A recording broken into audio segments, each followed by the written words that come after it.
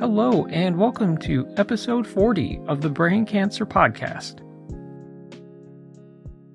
Wow, can you believe that we are already at episode 40? Well, we've put out a bunch of shorter episodes, and I like to do updates as well, but this is the 40th numbered episode that we're putting out. I think that's pretty cool, and we are 80% of the way to 50 episodes. Yes, I do plan to do more than 50 episodes. As usual, I like to give a small personal update before we get into the topic of the show. I'm recording this in June 2023. I have my next MRI coming up in just a few more days. I'm feeling okay about that.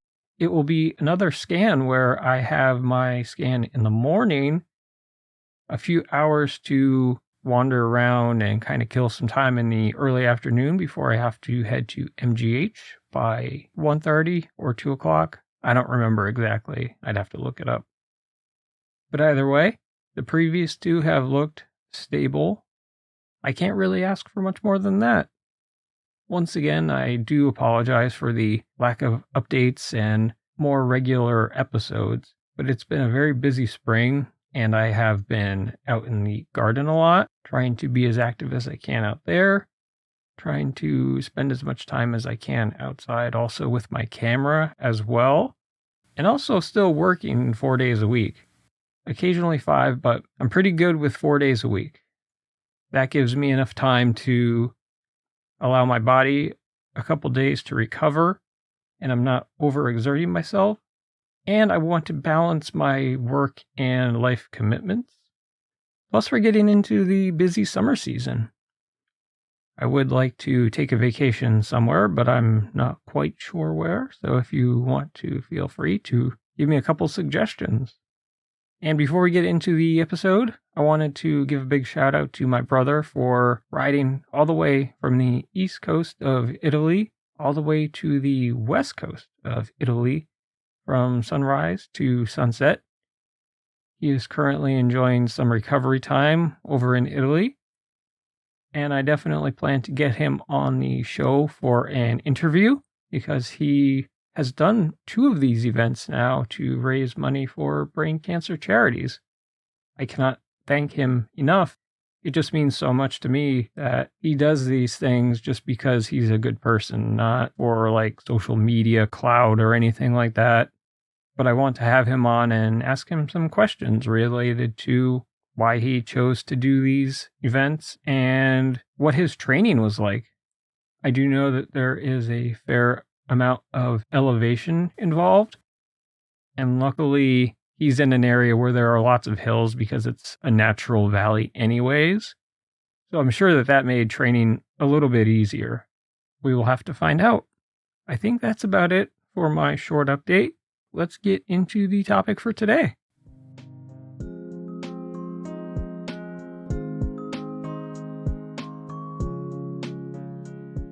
All right. Today we are going to be talking about creating a sort of brain cancer checklist. I realize that this is a bit of a catch-22 or an oxymoron because why would you need a brain cancer checklist until you actually have brain cancer? And then you would have discovered this episode. But it also applies just as much to caregivers as well. At least in my opinion, it does. Some of us have the advantage of knowing that we are going into surgery because we've had our tumors discovered in advance. Some of us, many of us, had no notice and we ended up in the hospital due to a seizure, and imaging showed a tumor that needed to be removed long before it got as big as it did. That was the case of my first tumor, well, my only tumor. That was the case in 2016 when I ended up in the ER and only had a day to prepare, not even a day to prepare for surgery on that Monday morning. I know this situation is common with a lot of brain cancer patients. Some have been discovered through CAT scans or MRIs that their doctor may have ordered due to a underlying issue like a headache or vision issues, auditory issues. And I'm not sure which I would actually prefer. My second surgery, I did have about 2 weeks to prepare for it, which was okay and very busy. The first time around, I had no time to prepare. So we're just going to assume here that you've already had your surgery, you are at home, and where do we go from here? This will be partially based on my personal experience, things I wish I had done, and some other ideas that I've picked up and heard about along the way. Not even necessarily related to brain cancer, but overall a good idea to have. So when you get home, you have to focus on your recovery. This includes things like being able to manage your stitches or staples. Taking care of your resection site is very important to prevent infections. Your doctor will go over all of this. You'll have papers, and you'll have to get baby shampoo, which is by far the most gentle and works very well. You'll also have your various medications that you'll be taking, whether it's a combination of steroids like dexamethasone, is not fun at all, painkillers to help with your obvious head pain, and potentially other things like seizure medications like Keppra or whatever else they may have prescribed for you. One thing that I would suggest is get a pill divider. You can pick them up at most pharmacies or grocery store pharmacies, and you can lay out your entire week's worth of pills. In the cases of things like Keppra, where you might take one in the morning and one in the evening, there are pill dividers that have an AM and a PM portion. That can help you as much with medications you might be taking every 6 hours, but you get the gist of it. So you can put your morning meds separated from your night meds, and they're labeled from Sunday through Saturday or Monday through Sunday, whatever it might be. And that becomes one less thing that you'll have to take care of. Potentially your caregiver, if you have one, can manage all of that for you. But what you really have to focus on is rest. Make sure that you're eating, staying hydrated, and getting plenty of sleep. I think more of our checklist issues start to become more apparent as the weeks or couple weeks go on once we've come home from the hospital. After about 2 weeks, you're going to have to go and get your stitches removed. I honestly can't remember, but I'm sure that I had other appointments before getting my staples out. It was all just so much all at once. And I know I had a brief period, which was like probably about 2 weeks before I had any appointments, because they were also doing the pathology for MGMT, IDH, P53, and all of the other mutations we've talked about in previous episodes. This is the time when you're still recovering, and you as a caregiver can also contribute to this. I would get a notebook. Just go to any store and just buy a general dollar notebook. You can go to Family Dollar or whatever it might be, and start writing down questions to ask your doctor at your follow-up. Your follow-up may involve multiple appointments, one with your neuro-oncologist, radiation oncologist, because you very well may likely be going through radiation treatment. At these meetings, they will generally tell you what your diagnosis is. Don't be afraid to ask a lot of questions. Write the answers down, because it's a lot to take in all at once. I mean, at this point, I wouldn't even be afraid to ask if you can just whip out your phone and record your meeting or conversation with your doctor, just so that you can go back and listen to it, because it is hard to take it all in at once. Ask, what is my diagnosis? What are my options? I'm fairly certain that your doctor will have at least one being the standard of care lined up for you. Most hospitals do have a tumor board that meets weekly to discuss new cases and come together from various departments like the radiation department, neuro-oncology department, and a couple others to form a plan for each individual patient. So your doctor will probably have some options for you. Make sure that you write things down in your notebook. And I'm sure also that they will have paper copies that they will also be able to print out and give you to take home. You don't have to make any decisions while you're there, so don't worry too much about that. They may have the results from your genetic testing back. Some of them do take 2 to 3 weeks, so it is also possible that they are still waiting for a couple. But overall, they should have a pretty good idea of what your options for treatment are. Ask about clinical trials.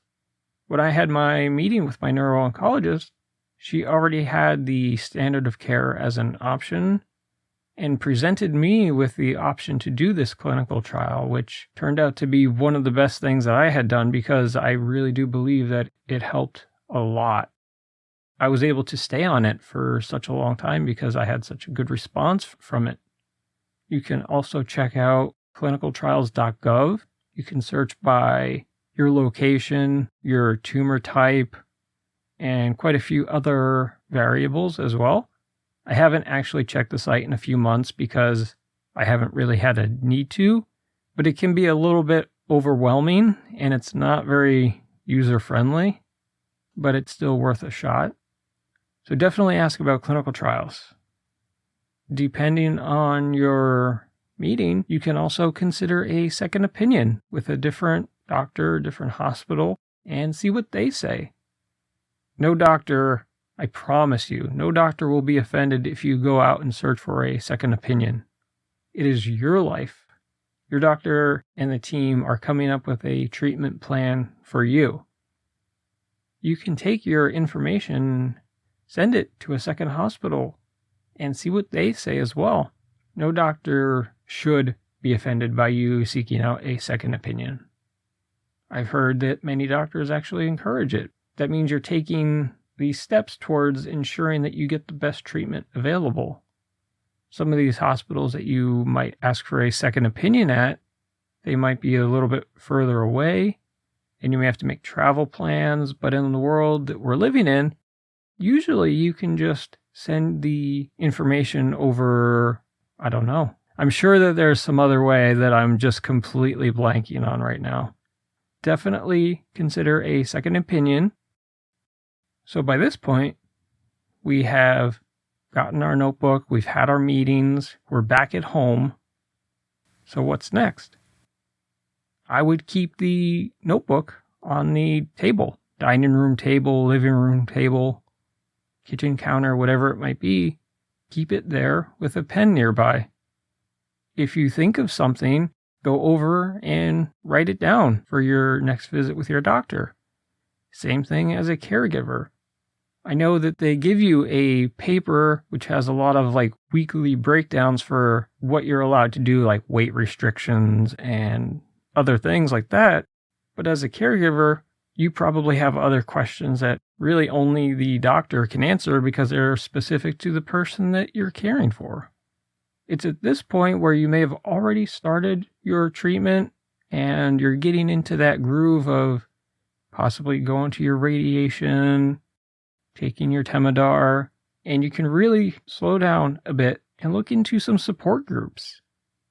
Some are more helpful than others, I will say. I silently lurk in some of them on Facebook and see some wildly inaccurate opinions, but I try to not say anything unless it's patently false or dangerous, potentially. I've already had one episode about the pseudoscience and miracle cures, which I might have to revisit. You can also look into other incredible resources like the American Brain Tumor Association that works for brain tumor patients and caregivers. I am much more affiliated with the ABTA and have had nothing but wonderful experiences interacting with everybody there and the people that I've met through the communities that they have. We might be a fairly small community, but I've truly met some of the best people that I could have ever imagined who are also going through the same thing. It's that support that really helps make the journey not easier, but you feel like you're walking with other people who are able to relate to what you are. It's really hard to explain, but It's really easy for somebody to have all the answers or pretend like they have the answers. But when you talk to somebody who's going through the same thing, there's a connection that's made where you have somebody that can truly relate. Some of the experiences can't be really replicated unless you've actually gone through it. To put it plainly, I will never be able to know what it's like to be pregnant. I can empathize with somebody and how they're feeling, but I will personally never know how it feels. But when I talk to somebody also going through their treatment, whether it's the radiation fatigue or the Temodar, fatigue as well, the hair loss that comes with radiation, and admittedly does happen with many other chemos. As a larger cancer community, there's a lot of experiences that we have connected. It's so hard for me to explain, but the brain tumor community, we are quite the resilient bunch, and I've met some of the best people I could ever imagine. We have a great Discord community. I'm so thankful to have a community like that where everybody is on the same level, whether we're patients or caregivers, and it gives us a common place to be able to vent our frustrations, console each other, talk about how our day's been, just talk about random stuff, whether it's music, post photos, share our art, whatever it might be, while still at the same time being able to support each other during these difficult times. We've lost some great people, and it's so sad. And that's unfortunately part of this journey. And that's why I feel so thankful and so lucky to have such a great treatment team.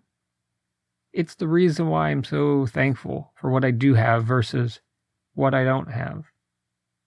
It's why I would rather be outdoors, just connecting with nature, with my camera or planting plants out in the garden, seeing how things progress throughout the season.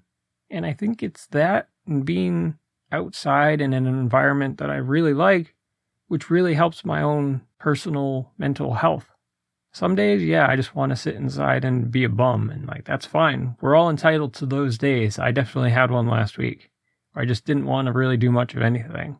But the next day, I was out for about 4 hours, and I don't know how many miles I walked. I took my camera with me. I spent over an hour in one tiny little area just taking photos of ladybugs and other tiny little bugs that were out in the early days of summer.